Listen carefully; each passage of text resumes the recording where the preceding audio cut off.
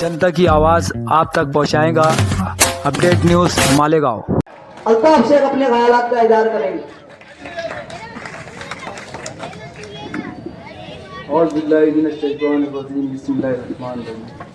दोस्तों, साथियों, बुजुर्गों और मेरे मजदूर भाइयों, मैं अकेला ही चला था जानिबे मंजिल, लोग साथ आते गए और कारवां बनता गया। दोस्तों, आप लोगों की हिम्मत को सलाम देता हूं। पहले आप लोगों को मुबारकबाद देता हूं मैं कि आप लोगों ने हमारी हिम्मत को बढ़ाया। यहाँ जितने भी लोग बैठे हुए हैं, मैं आप लोगों को बहुत बहुत मुबारकबाद देता हूँ। ये यहाँ पर बैठे हुए लोग, इन्होंने साबित कर दिया कि हम चम्मचों में से नहीं, जिन्होंने अंग्रेजों की गुलामी नहीं की, जिन्होंने अंग्रेजों के खिलाफ लड़ा है, उनकी औलाद हम है, जो जुल्म के खिलाफ लड़ते, जो ऐसे मक्कार सेठों के खिलाफ लड़ते, जो मजदूरों के ऊपर जुल्म करते, मजदूरी बढ़ाते नहीं। मजदूरों के ताल्लुक से कभी भी ये इनके मुंह से ये नहीं निकलता कि चलो मैं 10 पैसा 20 पैसा मजदूरी बढ़ा देता। दोस्तों, हमेशा ये होता है कि जब भी मजदूर अगर मजदूरी की बात करे तो ये फौरन चम्मच जाकर सेठ से बोलता है कि ये मजदूरी की बात कर रहा है, लोगों को मजदूरों को बहकाने की बात कर रहा है, इसे फौरन हटा दो। सेठ फट से आता है, बोलता है तू काम देख ले। लेकिन दोस्तों, आज 2025 चल रहा है। मैं आप लोगों को बताना चाहता कि मैंने कई ऐसे मजदूरों की कंप्लेन करवाई। 20,000, 25,000, 30,000 तक उनके ऊपर कर्ज था। कंप्लेन करने के बाद वही मालक ने आकर ये बोला, भैया कंप्लेन वापस ले ले, पैसा मत देना।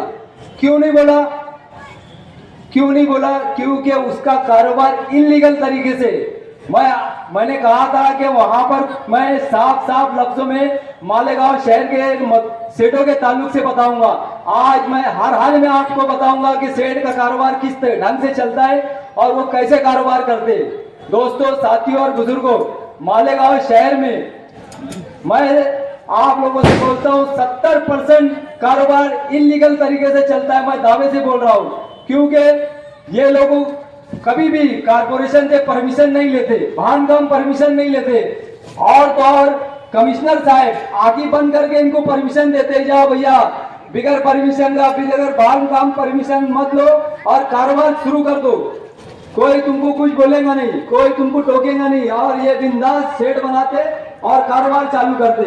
50 लाख की जमीन लेंगे, 50 लाख का लूप लेंगे, लेकिन 30-40 हजार लगाकर से संडास बाथरूम नहीं बनाते। यही वजह है सबसे मेन कि इनका कारोबार इलीगल है, क्योंकि परमिशन बगैर संडास बाथरूम के इनको मिल ही नहीं सकता। दोस्तों, इनका टर्नओवर लाखों रुपया का है, लेकिन हुकूमत को क्या बताते हैं? हुकूमत को ये बताते हैं हमारा लूम है, हम खुद कपड़ा बीनते, मार्केट में बेचते और ऐसा हमारा घर चलता है। लेकिन इस ढंग से इनका कारोबार बिल्कुल नहीं चलता। दोस्तों, जब तक हम हुकूमत को नहीं बताएंगे कि ये आपको सही ढंग से टैक्स नहीं भरते, तो हुकूमत हमको कैसे स्कीमें देगी? हुकूमत से हमें कैसा फायदा मिलेगा? जब तक ये 1 नंबर में कारोबार नहीं करेंगे, हमें कोई तरीके से फायदा नहीं मिलेगा। हमारे मेहमान आ चुके हैं, आप लोग जगह पे बैठे रहे, आमदार शशिकांत शिंदे साहब आ चुके हैं और ये महाराष्ट्र के राष्ट्रवादी कांग्रेस पार्टी के सदर साहब है। जोर तालियों से इस्तेमाल करें दोस्तों, ये हमारे शहर में पहली बार आए। राष्ट्रवादी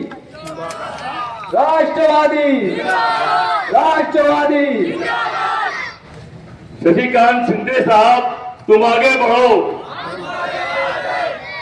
राष्ट्रवादी पार्टी की इलीगल तरीके से कारोबार चलता है। ये लोग 1 नंबर में कारोबार करते ही नहीं। अगर 1 नंबर में ये कारोबार करते तो हमको भी गवर्नमेंट की सहूलतें मिलती।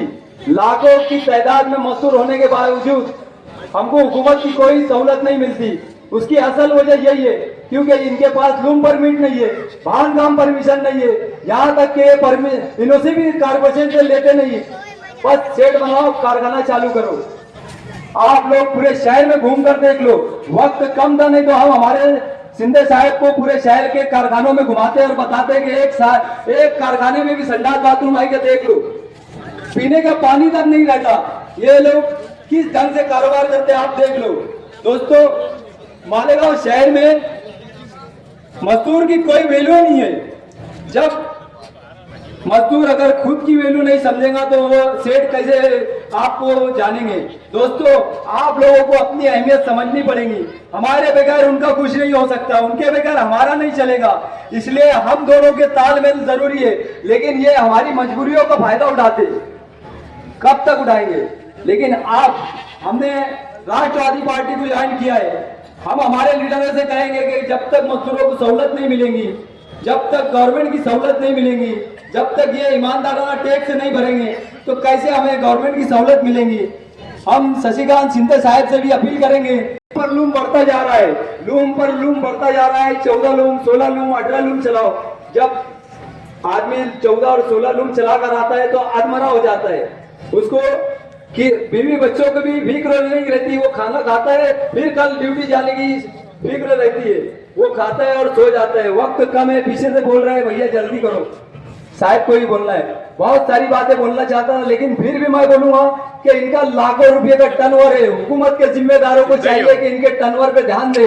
लाखों रुपया हफ्ते का, ये 15 लाख 20 लाख रुपया हफ्ते का रोकड़ा पेमेंट गरीबों को बांटते, कारीगरों को बांटते, तो इनका टर्नओवर कितना हुआ, सालाना टर्नओवर कितना हुआ, आप लोगों को ध्यान देना चाहिए। और ऐसे जो कंपाउंड वाले, खास तौर पे कुछ कंपाउंड वाले के बारे में मैं ये बोलना चाहूंगा, क्योंकि वक्त कम है। बहुत जरूरी बात थी दोस्तों। आज मजदूर बहुत खुश है, क्योंकि जो आज सलाखों के पीछे है, वो हमेशा जब भी मुंह खोलते थे मजदूर के खिलाफ बोलते थे। कारोबार बंद, सेठ बहुत नुकसान में है, सेठ का कुछ बचता नहीं, सेठ को कुछ बचता नहीं। आज मजदूर बहुत खुश है क्योंकि वो लोग सलाखों के पीछे, और ऐसे ही बहुत सारे लोग और सलाखों के पीछे जाएंगे। अगर हुकूमत ने मालेगांव शहर पे ध्यान दिया, मालेगांव शहर के कारोबार पे ध्यान दिया, तो इंशाल्लाह मैं समझता हूँ मालेगांव 600 करोड़ की नहीं कारपोरेशन रहेगी, बल्कि 1000 2000 करोड़ की कारपोरेशन हो जाएंगी। अगर कारपोरेशन वालों